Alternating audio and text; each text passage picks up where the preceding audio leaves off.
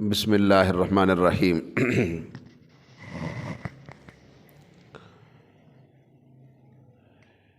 اسلامی قانون زنا کی سزا کو مملکت کے قانون کا ایک حصہ قرار دیتا ہے، اس لیے مملکت کی تمام رعایا پر یہ حکم جاری ہوگا، خواہ وہ مسلمان ہوں یا غیر مسلم۔ اس سے امام مالک کے سوا تقریباً ائمہ میں سے کسی نے اختلاف نہیں کیا ہے۔ رجم کی سزا غیر مسلموں پر جاری کرنے میں امام ابو حنیفہ کا اختلاف اس بنیاد پر نہیں ہے کہ یہ مملکت کا قانون نہیں ہے، ریاست کا قانون نہیں ہے، نہیں، بلکہ اس بنیاد پر ان کا اختلاف ہے کہ ان کے نزدیک رجم کی شرائط میں سے ایک شرط یہ ہے کہ زانی محسن ہو، محسن پاک دامن ہو۔ تو یہ احسان، پاک دامنی، امام ابو حنیفہ رحمۃ اللہ علیہ فرماتے ہیں کہ اسلام کے بغیر نہیں ہوتی۔ یہ قانون بے شک ریاست کا ہی اختیار ہے نافذ کرنا، لیکن جب اس کی شرائط پوری ہوں گی تو غیر مسلم کو یہ سزا امام ابو حنیفہ کے ہاں اس بنیاد پر نہیں دی جا سکتی رجم والی سزا کہ وہ مسلمان نہیں ہیں، باقی ریاست کا قانون وہ مانتے ہیں، وہ ان کے نزدیک اس میں کوئی فرق نہیں ہے مسلمان اور غیر مسلمان کا۔ اللہ تعالیٰ فرماتے ہیں انما المشرکون نجس، کہ مشرک جو ہوتا ہے وہ ناپاک ہوتا ہے، اور محسن عفت مآب ہوتا ہے، پاک دامن ہوتا ہے۔ تو اس نے اپنی پاک دامنی گویا ختم کی ہے، اس لیے اس کو یہ رجم کی یا کوڑوں کی سزا ہوگی۔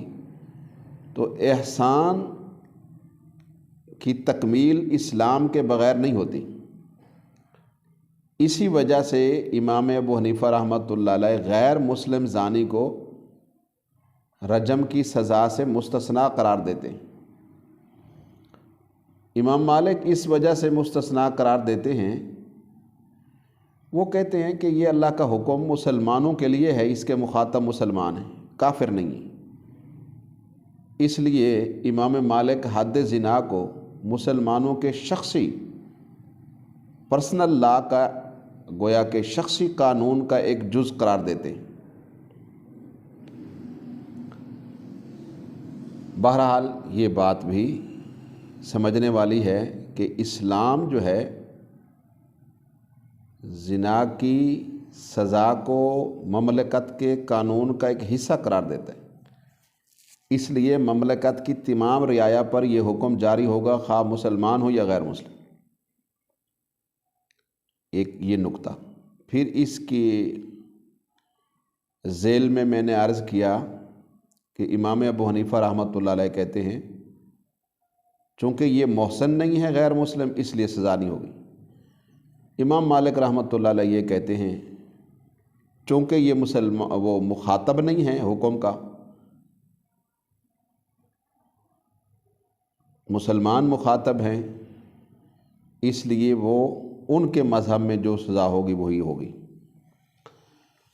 اسی طرح یہ بات بھی سمجھیں، اسلامی قانون یہ لازم نہیں کرتا کہ کوئی شخص اپنے جرم کا خود اقرار کرے۔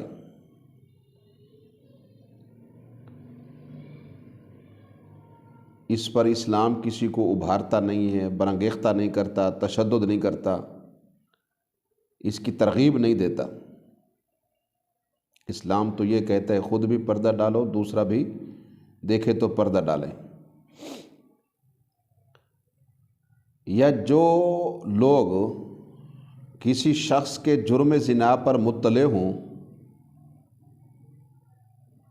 وہ ضرور ہی اس کی خبر حاکموں تک پہنچائیں، اسلام اس پر بھی زور نہیں دیتے، اس کے لیے کوئی اسلام مخبری کا نظام بھی نہیں رکھتا ہے۔ یعنی دو باتیں سمجھنے والی ہیں، اسلامی قانون یہ لازم بالکل نہیں کرتا کہ کوئی شخص اپنے جرم کا خود اقرار کرے، اسلام نے کبھی یہ ترغیب نہیں دی۔ یا جو لوگ کسی شخص کے گناہ یا جرم بالخصوص زنا پر مطلع ہوتے ہیں وہ ضرور بھی ضرور حاکموں تک اس کی خبر پہنچائیں، اسلام اس کی بھی ترغیب نہیں دیتا ہے، یہ بھی لازم نہیں کرتا ہے۔ البتہ جب حکام از طور خود مطلع ہو جائیں تو پھر جرم شرعی شہادتوں اور ثبوتوں اور شرائط کے عین مطابق ثابت ہو جائے تو پھر اس جرم کے لیے سزا میں معافی کی کوئی گنجائش نہیں۔ حدیث میں آتا ہے کہ نبی کریم صلی اللہ علیہ وسلم نے فرمایا ہے، تم میں سے جو شخص ان گناہوں کے کاموں میں سے کسی ایک کا مرتکب ہو جائے تو وہ اللہ کے ڈالے ہوئے پردے میں چھپا رہے،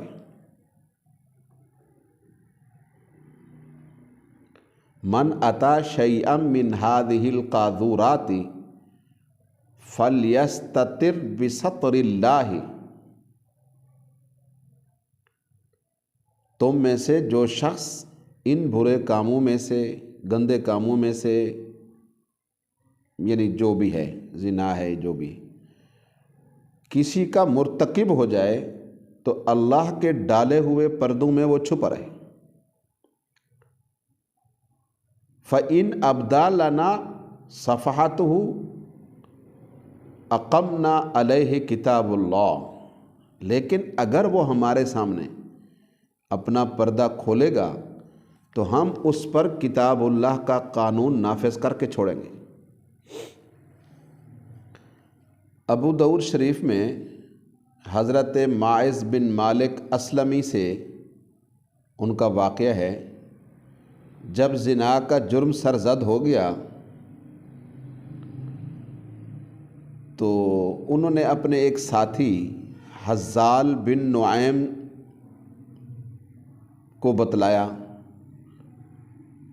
تو جیسے دوستوں میں بات ہو جاتی ہے، نہیں بتانا چاہیے نہ سہیلیوں کو نہ دوستوں کو، جب اللہ نے پردے ڈالے تو یہ بتانا ہی جرم ہے، منع ہے جب، تو بہرحال انہوں نے بتا دیا ماعز بن مالک اسلمی نے حزال بن نعیم کو۔ تو حزال بن نعیم نے ان سے کہا، برانگیختہ کیا، اس کو ابھارا کہ تم جا کر نبی کریم صلی اللہ علیہ وسلم کے سامنے اپنے اس جرم کا اقرار کرو۔ تو حضرت ماعز بن مالک اسلمی نے جا کر نبی کریم صلی اللہ علیہ وسلم کے سامنے اپنا یہ جرم زنا بیان کر دیا۔ تو آپ نے جو تحقیق تفتیش فرمانی تھی فرما لی، تسلی ہو گئی۔ تو اس پر نبی کریم صلی اللہ علیہ وسلم نے ایک طرف تو ماعز بن مالک اسلمی کو رجم کی سزا دی، وہ شادی شدہ تھے، اور دوسری طرف حزال بن نعیم سے آپ نے فرمایا، لو سترتہ بثوبک کان خیرا لک، کاش کہ تم اس کا پردہ ڈھانک دیتے تو تمہارے لیے زیادہ اچھا تھا۔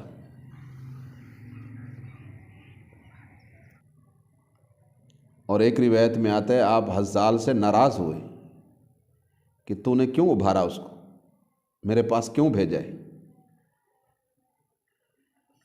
ابو داؤد شریف میں اور سنن نسائی میں ایک اور حدیث ہے کہ نبی کریم صلی اللہ علیہ وسلم نے فرمایا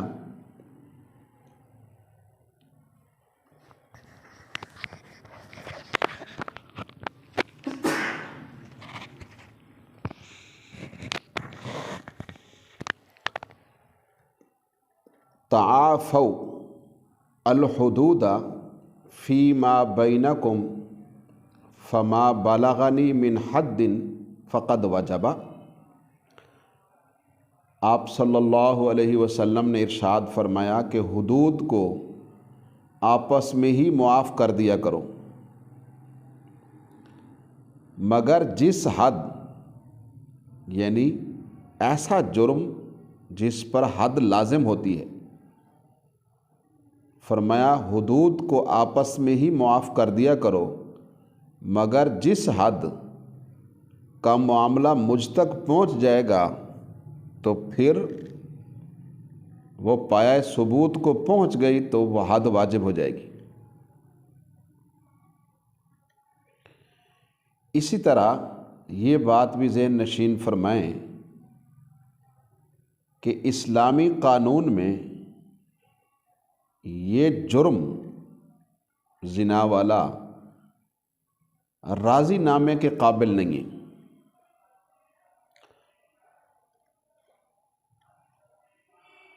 حدیث کی اکثر کتابوں میں یہ واقعہ ہے کہ ایک لڑکا نوجوان ایک شخص کے ہاں اجرت پر کام کرتا تھا، مزدور تھا کسی کا، اور وہ اس کی بیوی سے، یعنی اپنے مالک کی بیوی سے زنا کا مرتکب ہو گیا۔ تو لڑکے کے باپ نے 100 بکریاں اور ایک لونڈی دے کر اس شخص کو راضی کر لیا۔ اس نے بھی پیسے لے لیے، یعنی بکریاں لے لیں اور لونڈی لے لی۔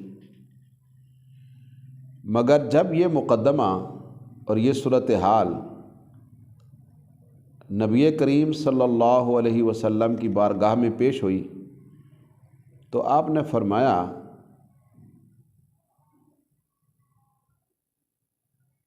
اما غنمک و جاریتک فرد علیک، تیری بکریاں اور تیری لونڈی تجھے واپس، یہ تو ہم تجھے واپس کرتے ہیں۔ اور پھر آپ نے زانی اور زانیہ دونوں پر حد جاری فرما دی۔ تو اس سے صرف یہ نہیں معلوم ہوتا کہ اس جرم میں راضی نامے کی کوئی گنجائش نہیں، اور یہ بھی معلوم ہوتا ہے اس کے ساتھ ساتھ کہ اسلامی قانون میں عصمتوں کا معاوضہ مال کی یا تاوان کی شکل میں نہیں دلوایا جا سکتا۔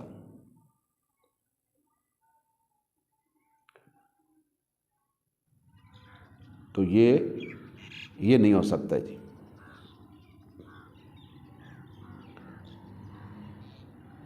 لیکن اس کے ساتھ ساتھ میں پھر عرض کرتا ہوں کہ غربت کا خاتمہ بھی ضروری ہے۔ اگر اس کا خاتمہ نہیں ہوگا تو پھر آبرو کی قیمت لینے سے کون کسی کو روک سکتا ہے؟ یہ تو بہت چھوٹی بات ہے، حدیثوں میں تو یہ آتا ہے، یعنی کوئی بھی معاملہ ہے نا، اس کے ہر پہلو سے آپ بات کریں، پھر جا کے حقیقت اور ساری بات واضح ہوتی ہے۔ حدیثوں میں یہ ہے، نبی کریم صلی اللہ علیہ وسلم نے فرمایا ہے کاد الفقر ان یکون کفرا، کہ غریبی ایک ایسی چیز ہے، مفلسی، کہ یہ انسان کو کفر کے قریب کر دیتی، اور یہ زنا کا جرم تو کفر سے چھوٹا ہے، اس سے پہلے بھوک ختم کی جائے، پھر آبرو کی قیمت کوئی نہیں لے گا۔ نکاح کو عام کیا جائے، آسان کیا جائے، رسمیں نہ کی جائیں، زیادہ کیا جائے اس کو، ایک کی بجائے جو شریعت نے کہا ہے کئی نکاح کیے جائیں، پھر جا کے یہ سلسلہ روکے گا نہیں۔ اور اسی طرح یہ بات بھی ذہن نشین فرمائیں کہ اسلامی حکومت کسی شخص کے خلاف زنا کے جرم میں کوئی کارروائی نہیں کرے گی جب تک کہ اس کے جرم کا ثبوت شرعی شہادتوں کے ساتھ نہ مل جائے۔ ثبوت جرم کے بغیر کسی کی بدکاری خواہ کتنے ہی ذرائع سے حکام کے اور قاضیوں کے علم میں ہو، حکومت کے علم میں ہو، میڈیا پہ حال حال مچی ہو، وہ کچھ بھی کارروائی نہیں کریں گے، کر نہیں سکتے۔ وہ اسلامی قانون میں یہ طے شدہ ہے، نہیں کر سکتے۔ وہ اسلامی حکومت کسی شخص کے خلاف، یہ جو از خود نوٹس لے لیتے ہیں نا، تو اس کا کوئی تصور نہیں ہے جرائم کی سزا میں۔ اس کے لیے اور بہت سی چیزیں ہیں، انسانیت کی فلاح کے لیے، خیر خواہی کے لیے از خود نوٹس لینے والی تو وہ لینی چاہیے۔ لوگوں کی عزتوں کو پامال نہیں کرنا چاہیے۔ کسی کا معاملہ کسی کا اللہ کے ساتھ ہوتا ہے تو وہ رہنے دیا جائے۔ تو بہرحال اسلامی حکومت کسی شخص کے خلاف زنا کے جرم میں کوئی کارروائی نہیں کرے گی جب تک کہ اس کے جرم کا ثبوت نہ مل جائے۔ ثبوت جرم کے بغیر کسی کی بدکاری خواہ کتنے ہی ذریعوں سے حاکموں کے علم میں ہو، کچھ نہیں کر سکتے۔ وہ اس پر حد جاری نہیں کر سکتے۔ مدینہ میں ایک عورت تھی جس کے متعلق روایات میں ہے کہ وہ بالکل کھلی کھلی واضح فاحشہ تھی۔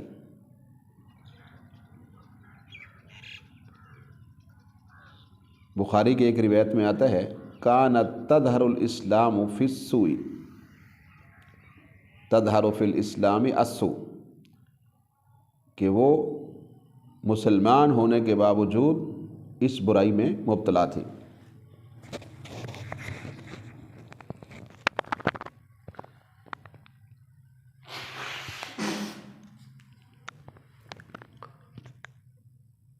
اور دوسری روایت میں آتا ہے قد اعلنت فی الاسلامی، اعلانیہ مسلمان ہو کر وہ یہ کام کرتی تھی۔ اور چونکہ اس کے خلاف بدکاری کا کوئی ثبوت نہیں تھا، اس لیے اسے کوئی سزا نہیں دی گئی۔ حالانکہ اسی عورت کے متعلق نبی کریم صلی اللہ علیہ وسلم کی زبان مبارک سے یہ الفاظ تک نکل گئے تھے۔ آپ نے فرمایا لو کنت راجما احدا بغیر بینۃ لرجمتها، اگر میں بغیر ثبوت کے کسی کو رجم کرتا تو میں اس عورت کو ضرور رجم کرا دیتا، لیکن آپ نے فرمایا ثبوت نہیں ہے۔ بے شک مشہور ہے، لوگوں کی زبان پر یہ بات عام تام تھی، لیکن اس کے باوجود آپ نے رجم نہیں کیا۔ اتنی مشہور فاحشہ کے خلاف بھی آپ نے کارروائی نہیں کی۔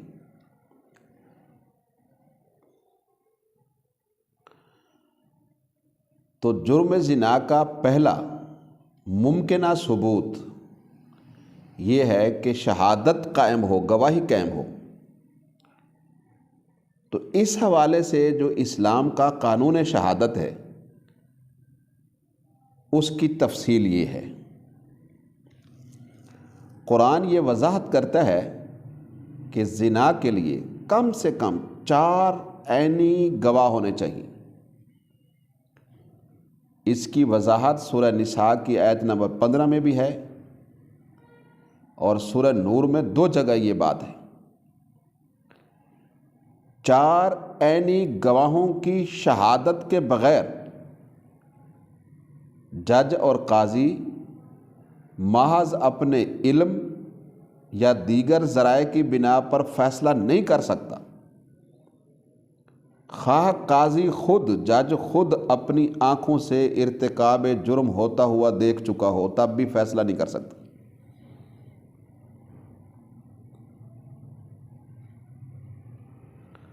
وہ کہ جی میں نے خود دیکھا ہے، بے شک دیکھا ہے، اللہ کا حکم پورا کرنا پڑے گا۔ اللہ سے زیادہ عقل مند نہیں ہے وہ، اللہ کے حکموں کے آگے اپنی عقل کو نہیں لاتے۔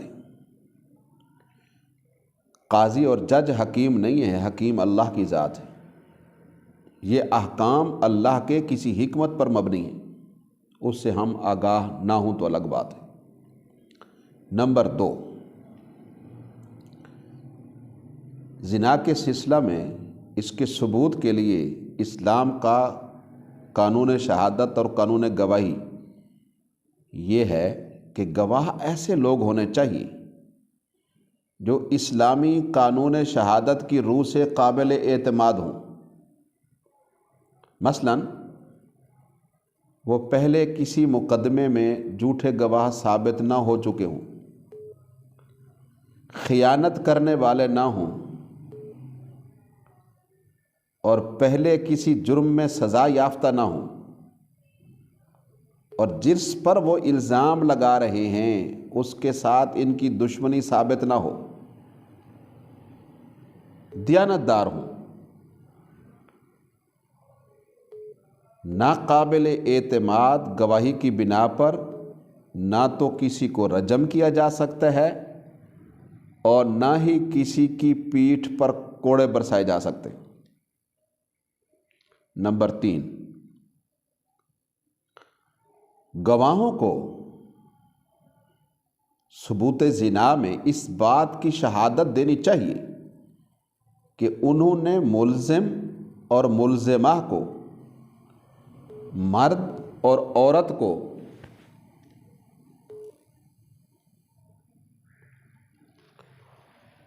گواہوں کو اس بات کی گواہی دینی چاہیے کہ انہوں نے مرد اور عورت کو عین مباشرت کی حالت میں دیکھا ہے، کالمیل فی المکحلۃ، اس طرح جیسے سرما دانی میں سلائی ہوتی ہے، والرشاء فی البیر، اور اس طرح جیسے کنویں میں رسی ہوتی ہے، ڈول والی رسی، جیسے اس کے دیکھنے میں کوئی شبہ نہیں ہوتا، ایسے اس طرح سے دیکھیں، سرما دانی میں سلائی اور کنویں میں رسی۔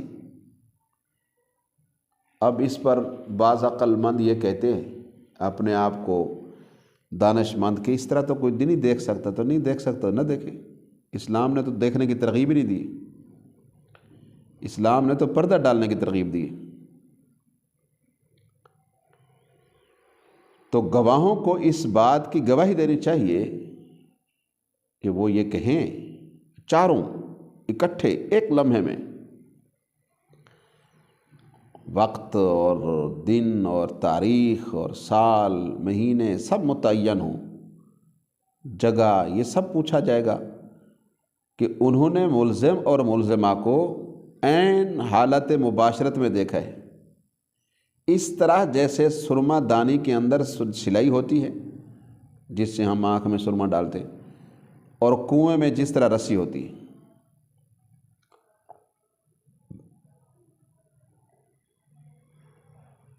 نمبر 4، گواہوں کو اس بات میں متفق ہونا چاہیے کہ انہوں نے کب، کہاں، کس کو، کس سے زنا کرتے ہوئے دیکھا ہے۔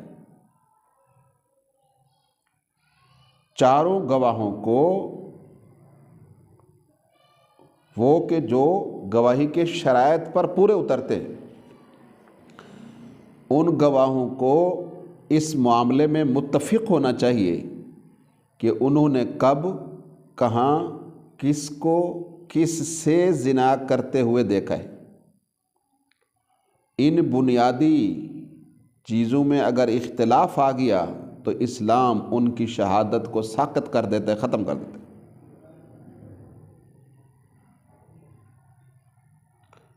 الٹا پھر انہی کو 80 کوڑے لگیں گے جی۔ شہادت کی یہ جو شرائط ہیں یہ خود ہمیں بتلا رہی ہیں کہ اسلامی قانون کا منشا یہ نہیں ہے کہ آپ کیمرے لگا کے لوگوں پر بیٹھ جائیں، ٹکٹکیاں باندھ لیں، جاسوسیاں کریں، تہمیں لگیں، مخبریاں کریں، کون کس کے ساتھ اٹھتا ہے، کون کس کے ساتھ جاتا ہے، کون کس کے پاس ہوتا ہے، کون کیا کرتا ہے، کون کیا کرتا ہے۔ اسلام یہ نہیں کہتا ہے، اور اسلام یہ نہیں کہتا ہے کہ تم روز روز لوگوں کی پیٹھوں پر کوڑے برستے ہوئے دیکھو، بلکہ اسلام ایسی حالت میں اگر یہ ثابت ہو جائے تو چونکہ سخت سزا دیتا ہے تو اس کے لیے شرائط بھی سخت رکھی۔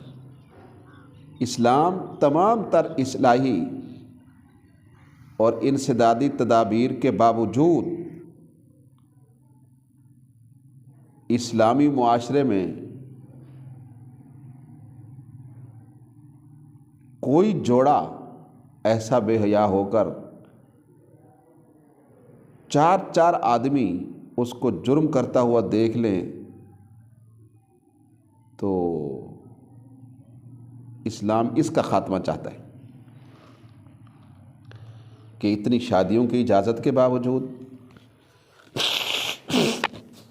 نکاح کی آسانی کے باوجود اگر عمل کریں مسلمان، اور اتنی اصلاح اور خیرخواہی کے باوجود پھر بھی اتنے اوپن ہو کر لوگ واضح ہو کر یہ جرم کریں کہ جناب والا اتنے لوگوں کی جماعتیں ان کو دیکھ رہی ہیں اور ٹس سے مس نہیں ہو رہے، تو ایسوں کو تو کوڑے بھی برسنے چاہیے، ایسوں کو تو رجم بھی ہونا چاہیے۔ لیکن جہاں تک ہے لوگوں کی پردہ داری، وہ کوئی نہیں کھول سکتا، وہ نہ خود کھولیں اور نہ کسی اور کو کھولنے کی اجازت ہے، کیونکہ وہ کھلم کھلا نہیں ہے بے حیائی۔ یہ اسلام کا منشا ہے، اس کو سمجھنے کی ضرورت ہے۔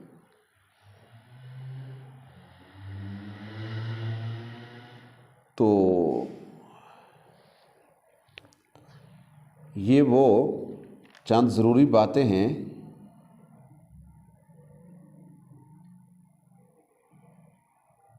کہ جو یہ سزا دینے سے پہلے ان کو مد نظر رکھنا ضروری ہے۔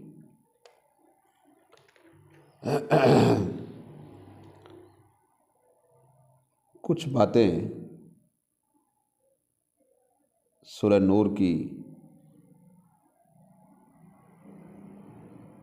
بیان کردہ زانی کی سزا سے متعلق انشاءاللہ اگلے دروس میں عرض کی جائیں گی۔